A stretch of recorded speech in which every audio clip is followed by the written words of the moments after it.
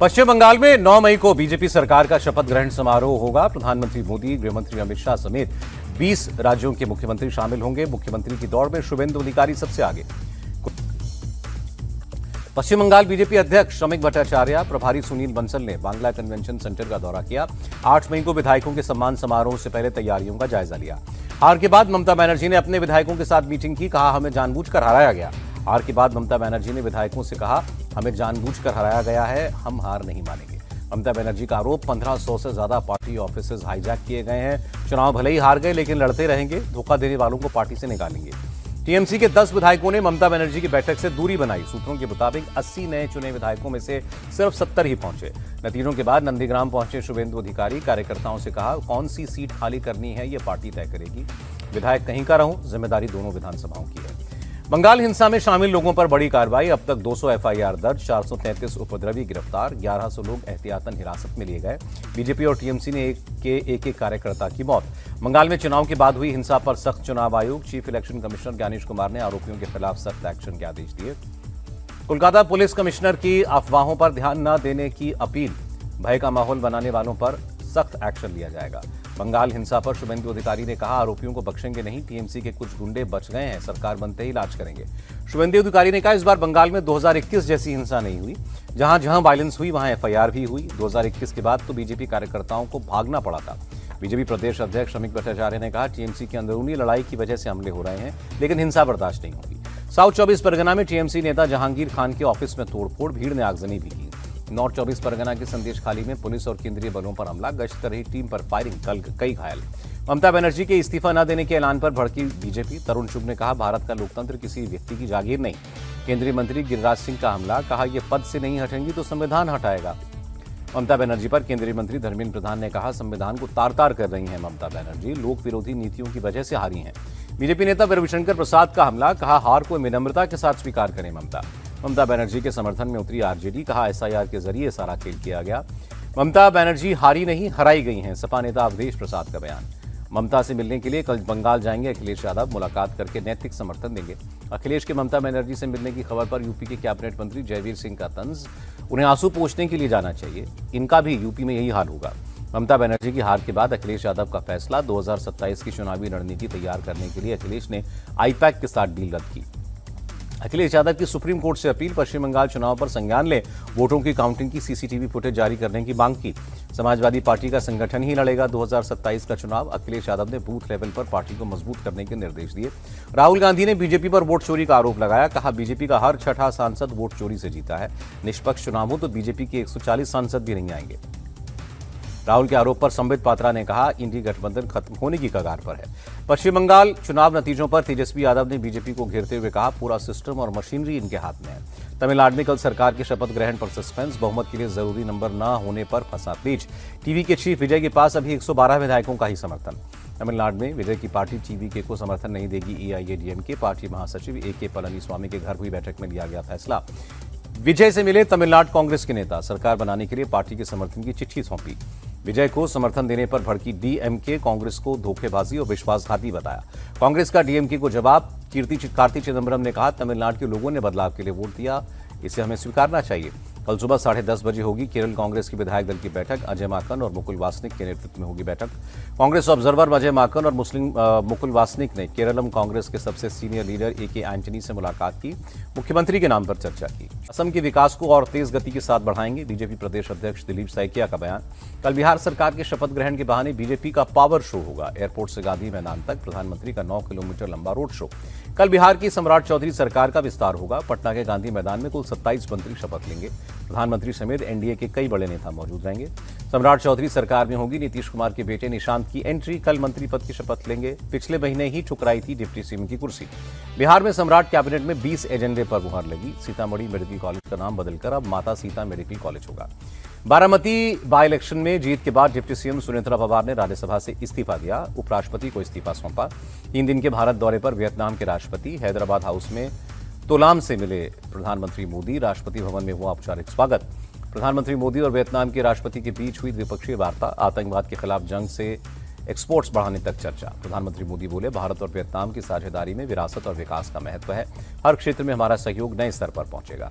पंजाब में हुए ब्लास्ट को लेकर मुख्यमंत्री भगवंत मान का बीजेपी पर बड़ा आरोप, कहा यह बीजेपी की चुनावी तैयारी है। हिंदुस्तान में धमाके होते रहते हैं, कौन सी नई बात है। पंजाब के धमाकों पर बोले नेशनल कॉन्फ्रेंस के चीफ फारूक अब्दुल्ला। पंजाब की डीजीपी ने जालंधर में विस्फोट स्थल का दौरा किया, कहा आईईडी का इस्तेमाल हुआ है, मौके से कई वायर मिले हैं। पंजाब डबल ब्लास्ट मामले में तेज एनआईए की जांच, सबूत जुटा रही है फोरेंसिक टीम। धमाकों के लिए एक ही मॉड्यूल पर शक। राघव चड्ढा का पंजाब के मुख्यमंत्री से सवाल, पूछा पाकिस्तान के आईएसआई को क्लीन चिट क्यों देना चाहते हैं मुख्यमंत्री। भगवंत मान के बयान को बीजेपी ने शर्मनाक बताया, कहा बंगाल में इतना बड़ा चुनाव हो गया, कहीं कुछ नहीं हुआ। तेलंगाना के मुख्यमंत्री रेवंत रेड्डी ने केंद्रीय मंत्री मनोहर लाल खट्टर से मुलाकात की, हैदराबाद मेट्रो के दूसरे चरण के लिए जल्द मंजूरी मांगी। बाहुबली और मोकामा विधायक अनंत सिंह पर एफआईआर, हथियारों के साथ समर्थकों के साथ डांस किया था।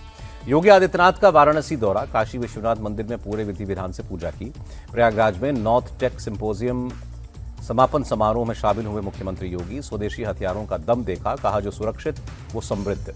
उत्तराखंड में पेंशन लाभार्थियों को बड़ी राहत, मुख्यमंत्री धामी ने 7.5 लाख से ज्यादा पेंशनर्स के खातों में डीबीटी के जरिए राशि भेजी। राजस्थान सरकार का ग्राम विकास रथ अभियान, सरकारी योजनाओं को जन जन तक पहुंचाने के लिए भेजे गए विकास रथ। दिल्ली में भीषण गर्मी और लू से निपटने के लिए हीट एक्शन प्लान लॉन्च, 13 जिलों के लिए 13 हीट रिलीफ यूनिट्स तैनात। दिल्ली के पीरागढ़ी में अवैध दरगाह पर बुलडोजर चला, कार्रवाई के दौरान नगर निगम की टीम के साथ भारी पुलिस बल की तैनाती। जबलपुर क्रूज हादसे पर बोले मंत्री धर्मेंद्र सिंह लोधी, जांच टीम की रिपोर्ट पर की जाएगी कार्रवाई। ड्रग टेस्टिंग किट लेकर सड़कों पर उतरी नागपुर पुलिस, ड्रंकन ड्राइविंग करने वालों पर कसी नकेल, 5 मिनट में किट बताएगी कौन सी ड्रग्स ली गई। यूपी के हरदोई में 7 साल के बच्चे के हत्यारे का एनकाउंटर, पुलिस की गोली लगने के बाद आरोपी महनूर ढेर। मुठभेड़ में पुलिस के एसओजी प्रभारी भी जख्मी। यूपी के अमरोहा में पुलिस की बदमाश से मुठभेड़, 25,000 का इनामी बदमाश हारून गिरफ्तार। फायरिंग में पुलिस का एक जवान भी घायल। देहरादून में तेज रफ्तार डंपर ने एक शख्स को रौंदा, हादसे में 50 साल के मजदूर की मौत। जम्मू कश्मीर के इको टूरिज्म को बढ़ावा देने की कवायद, रामबन समेत ज्यादातर जगहों पर इको पार्क बनाएगी सरकार। भुवनेश्वर की एक रिहायशी इमारत में आग, 10 साल की बच्ची समेत 3 लोगों की मौत। महाराष्ट्र के अमरावती में पुलिस की कार्रवाई, नकली साबुन और डिटर्जेंट बनाने वाली फैक्ट्री पर छापा, 71 लाख का सामान जब्त। मध्य प्रदेश में किसानों के मुद्दे पर सियासत तेज, कांग्रेस ने सरकार के खिलाफ उतरने का ऐलान किया। एनआईए कोर्ट ने 6 यूक्रेनी और 1 अमेरिकी नागरिक को 30 दिन की न्यायिक हिरासत में भेजा। भारत में विद्रोही गुटों को उकसाने और प्रशिक्षण देने का आरोप। मेरठ में अवैध हथियार बनाने वाली फैक्ट्री पकड़ी गई, मौके से कई हथियार समेत भारी मात्रा में कच्चा माल बरामद। पुलिस ने 4 लोगों को पकड़ा। गाजियाबाद में बदमाशों ने दिन दहाड़े लूटी एटीएम कैश वैन, ड्राइवर को बंधक बनाकर 25 लाख कैश लेकर फरार हुए। पुलिस की 8 टीमों ने घेराबंदी करके वैन पकड़ी।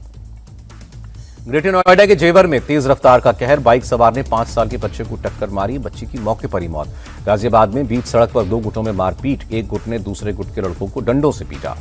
यूपी के मुजफ्फरनगर में पुलिस का एक्शन, 24 घंटे में 7 मुठभेड़, 10 आरोपियों को पकड़ा गया, हथियार और जिंदा कारतूस समेत कई अवैध चीजें बरामद। राजस्थान के जोधपुर में सफाई कर्मचारी की दबंगई, मुफ्त में कचौड़ी नहीं देने पर दुकानदार से मारपीट की। मध्य प्रदेश के राजगढ़ में गौ हत्या मामले में बड़ी कार्रवाई, सारंगपुर में 2 मुख्य आरोपियों के अवैध मकान पर चला बुलडोजर। नशा तस्करों के खिलाफ जम्मू कश्मीर पुलिस का एक्शन, ड्रग तस्कर हिलाल अहमद के घर पर हुआ बुलडोजर एक्शन। देहरादून में बदला मौसम, घंटाघर और राजपुर में हुई बारिश। नागपुर में प्रेम प्रसंग को लेकर युवक की हत्या, नाबालिग आरोपी ने चाकू से वार करके मौत के घाट उतारा। बिहार के सिवान में गोल्ड कारोबारी से 20 लाख की ज्वेलरी की लूट, दहशत फैलाने के लिए बदमाशों ने 10 राउंड फायरिंग की। अमेरिकी राष्ट्रपति ट्रंप की ईरान को चेतावनी, अगर ईरान तय शर्तों को नहीं मानता तो बमबारी होगी और पहले से ज्यादा तबाही होगी। अमेरिका का हॉर्मुज से जहाजों को सुरक्षित निकालने का ऑपरेशन बंद, ट्रंप बोले पाकिस्तान की अपील पर फैसला लिया। बीते 2 दिनों में सिर्फ 3 जहाज निकले। हॉर्मुज में अमेरिका ने प्रोजेक्ट फ्रीडम रोका तो ट्रंप की चापलूसी में उतर आया पाकिस्तान। शहबाज शरीफ ने इसके लिए ट्रंप को धन्यवाद दिया। ईरान के विदेश मंत्री अब्बास अराक्ची का पहला चीन दौरा, बीजिंग में चीन के विदेश मंत्री वांग यी से मुलाकात की। मिडिल ईस्ट के मौजूदा हालात और सीज फायर पर चर्चा। ईरान जंग पर अमेरिकी विदेश मंत्री मार्को रूबियो का बड़ा बयान, कहा ऑपरेशन एपिक थ्योरी खत्म लेकिन शांति अभी दूर की बात है। अमेरिकी सेना ने एक और संदिग्ध ड्रग बोट पर हमला किया, पैसिफिक ओशन में हुए हमले से 3 लोगों की मौत। यूक्रेन में रूसी सेना का हमला जारी, क्रामाटोर्स्क पर एयर स्ट्राइक में कम से कम 5 लोगों की मौत, 12 घायल। यूक्रेन के ज़पोरिज्जिया शहर पर रूसी सेना का हमला, ग्लाइड बॉम्ब अटैक में कम से कम 10 लोगों की मौत। भारत में अमेरिकी राजदूत सर्जियो गौर का बयान, भारतीय कंपनियां यूएस में $20 बिलियन से ज्यादा निवेश करेंगी। ईरान की राजधानी तेहरान के एक शॉपिंग सेंटर में आग, हादसे में 8 लोगों की मौत। हवाई के किलाउआ ज्वालामुखी के अंदर फूटा लावे का फव्वारा, अगले 24 घंटों में हो सकता है बड़ा विस्फोट। अमेरिका के कोलोराडो राज्य में भारी बर्फबारी, कई जगहों पर 3 फीट तक गिरी बर्फ। बेंगलुरु नहीं अहमदाबाद में होगा आईपीएल फाइनल, बीसीसीआई ने जारी किया शेड्यूल। न्यू चंडीगढ़ और धर्मशाला में प्लेऑफ मुकाबले खेले जाएंगे। 26 मई को पहला क्वालिफायर खेला जाएगा। 7 मई को आईपीएल में खेला जाएगा 50वां मुकाबला। इकाना स्टेडियम में होगी लखनऊ सुपर जायंट्स और रॉयल चैलेंजर्स बेंगलुरु की टक्कर। आरसीबी के खिलाफ मैच से पहले मुंबई इंडियंस टीम को झटका, मैच खेलने के लिए रायपुर नहीं पहुंचे हार्दिक पांड्या। अमेरिकी डॉलर के मुकाबले 61 पैसे मजबूत हुआ रुपया, $1 की कीमत 94 रुपए 97 पैसे।